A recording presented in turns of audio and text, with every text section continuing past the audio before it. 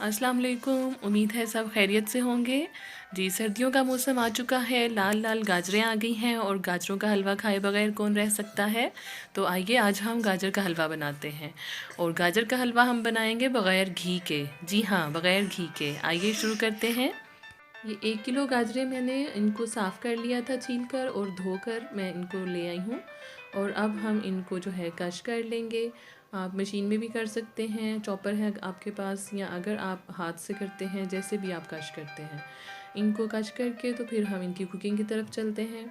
जी, कढ़ाई लें और उसमें आप जो है गाजरें डायरेक्ट डाल दें। जी, गाजरें जो हैं वो बहुत ही सेहत के लिए अच्छी होती हैं, और ये हमारी जो है आँखों के लिए बहुत फ़ायदेमंद हैं। हमें फ्रेश करता है इसका जूस जो है।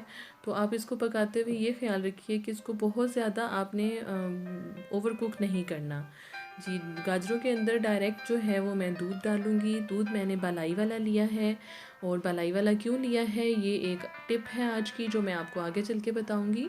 ये देखिए, बालाई वाला दूध लेके तो वो मैं इसमें तकरीबन 1 किलो गाजरें हैं तो मैं इसमें 3 पाव दूध, आधा किलो भी आप डाल सकते हैं, आधा किलो या 3 पाव दूध काफ़ी होगा। इस तरह के 2 मग मैं इसमें डाल रही हूँ दूध के। और ये हम इसको बस थोड़ा सा मिक्स करेंगे और उसके बाद हम इसको जो है वो गलने के लिए रख देंगे। और फ्लेम हम रखेंगे मीडियम टू लो। जी, और अब मैं इसको ढक के रख दूँगी तकरीबन 10 मिनट के लिए। 10 मिनट हो चुके हैं। ये देखिए, दूध भी डाला था और ख़ुद गाजरों ने अपना जूस भी जो छोड़ा है उसकी वजह से ये देखिए काफ़ी लिक्विड हो गया है इसमें। अब आपने इसको चेक कर लेना है। अभी ये हाफ़ डन है, अभी आधा जो है रहता है गलने वाला, और इसमें अभी लिक्विड भी है। तो मैं इसको दोबारा से रखूँगी 5 से 7 मिनट के लिए। इतने में जो है ये गल भी जाएंगी और जो है पानी इनका वो भी खुश्क हो जाएगा। अब देखिए, मैंने 5 से 7 मिनट के बाद दोबारा खोला है इसको, तो अब पानी तकरीबन हमारा खुश्क हो गया है, दूध और पानी जो मिक्स था इसमें। तो अब ये देखिए, अब ये हमें भूनने के लिए तैयार है। तो इसको चेक कर लेती हूँ कि ये गल गई हैं। जी, ये प्रॉपरली गल चुकी हैं। बस अब हम इनको फ्राई करेंगे। अभी आपने बस इसको हिलाते रहना है जब तक ये मुकम्मल तौर पे इसका दूध जो है वो खुश्क हो जाएगा। दूध और गाजरों की क्वांटिटी का हिसाब इस तरह से रखना है आपने। अगर आपकी गाजरें ज़्यादा हैं तो आप फिर दूध उसमें थोड़ा कम डालेंगे। ये 1 किलो थी तो मैंने 3 पाव दूध डाला है, लेकिन आप 5 किलो गाजरों में आप 2 किलो दूध डाल लें, वो काफ़ी होगा। अगर आप 5 किलो या 4 किलो डालेंगे तो वो हलवे की बजाय खीर बन जाएगी। और दूसरा ये कि आप इसको ढक कर नहीं पकाइएगा, फिर उसको खुला रख के पकाएं ताकि साथ ही साथ वो खुश्क होता रहे और गाजरें भी गल जाएँ आप। जी, तो ये हमारी गाजरों का जो है पानी खुश्क होने वाला है। अब हम इसमें साथ ही चीनी ऐड कर देंगे। आधा कप शुगर जो है वो काफ़ी है इसके लिए।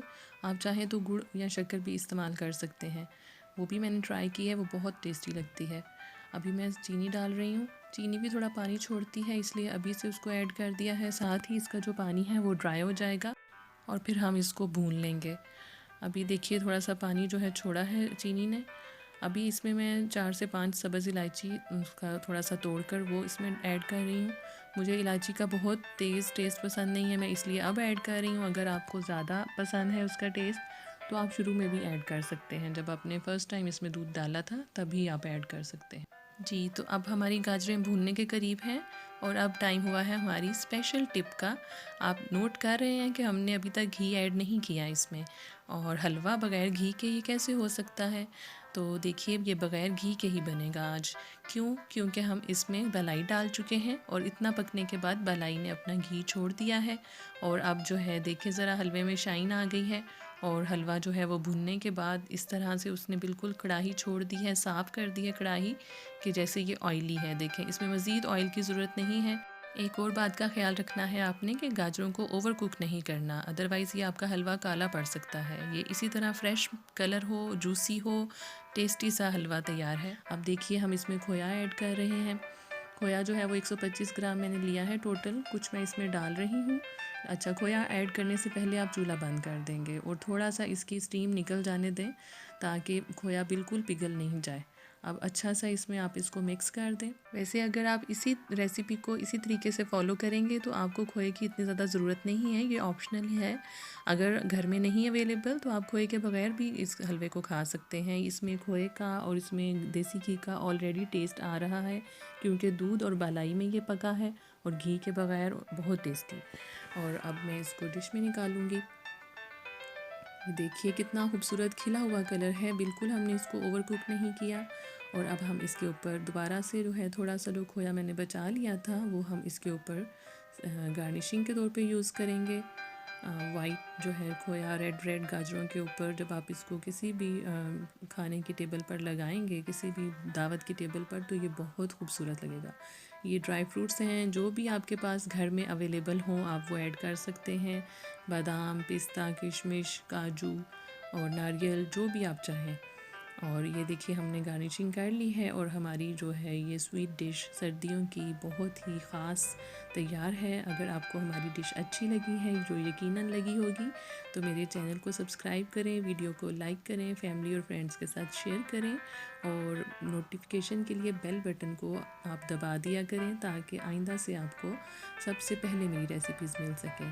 اپنا خیال رکھیے گا، اللہ حافظ۔